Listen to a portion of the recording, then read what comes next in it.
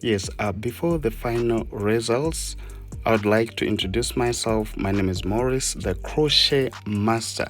And yes, this was our tutorials for inside cornrows. And I decided to add it in our course.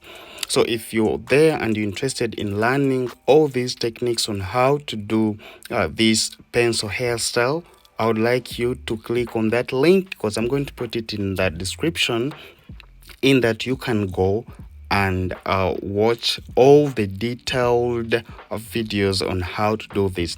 So we're going to have it on our online classes, so please just follow that link in my description. We are going to start our online courses. So if you want to join us, you will have to get the certificate for yourself after all the classes that you would have taken.